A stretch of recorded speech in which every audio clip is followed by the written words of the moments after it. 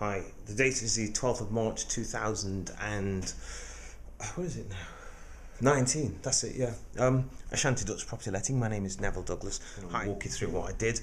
So this is the hall. We took readings out here on the slab just to see if it was damp or there's water coming in here as well. The building gradually slopes all the way back to the rear.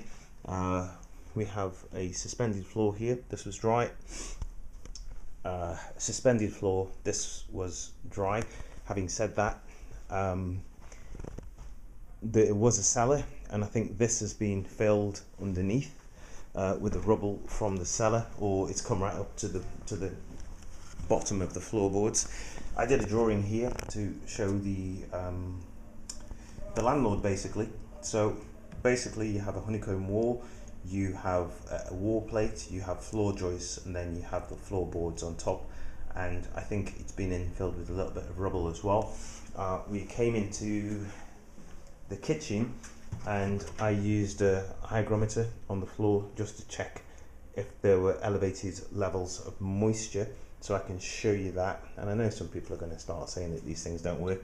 If you touch my hand, you can see that that's quite wet. Okay, this will go up to 2 inches under the ground, under the flooring, to see if there's any moisture there. So if you drop it down there, there is nothing there. It's dry. But when you come into here, put it on the floor. Okay, we're on the lino, but you've got elevated readings. We came over to here. The readings started to go a little bit higher.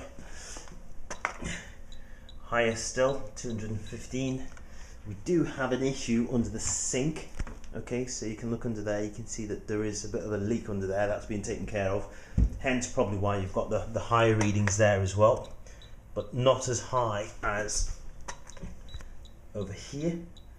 So I'm not sure what's going on there, but we're going to come back to that. You can see that there, that's quite high. And then we started to look over here as well. So got a bit of tear in the lino there, so we took a high reading there, really high, it's over 1,000. Then we came over to here in this cupboard. I'm not sure if you'll be able to see in there. Pull the lino back again, and then we got a high reading there again, so that's creeping up all the time. If you look, we've got a couple of pipes here, copper pipes that have gone into the floor. You follow that all the way across, and what you find is it comes up here and goes to the central heating. Okay, so that goes to the radiator over there.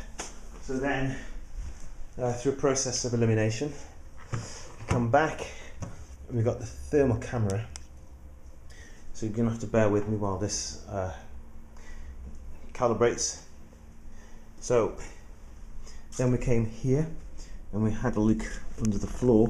I don't know if you can see that very clearly, but we have the pipes coming down the wall, as you can see, and then straight away we have like a pooling under the floor. That's the best way I can describe it, really. I don't know if you can see that better.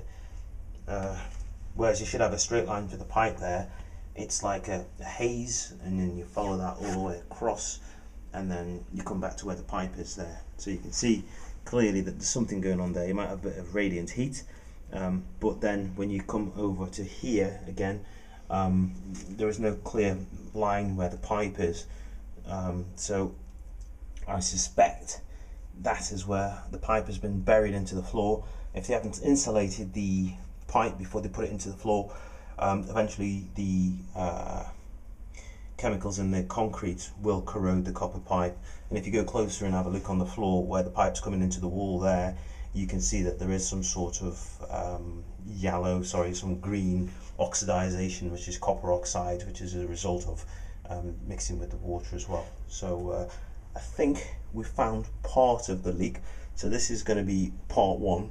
I think there is other issues because there's water going into the drains outside, so you can see where the floor is there. So I've moved the camera out of the way so you can see what the camera is seeing, and then you can see the actual floor itself. So the pipe comes straight across there, and then it goes along the wall or around the wall there. I'll bring that back in again so you can see it, and then it goes to that pipe there. So there's definitely something going on under the floor there, so that needs to be investigated first. and then we'll go from there. So this is Neville Douglas from Ashanti Dutch Property Letting. This is a very quick video.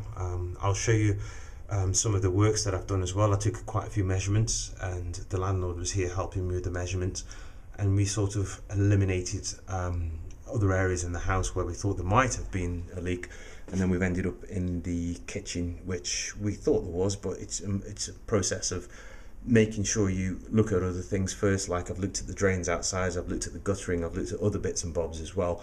I did quite a thorough survey, and then we ended up in this particular area. Okay, so look out for part 2. This is Neville Douglas signing off.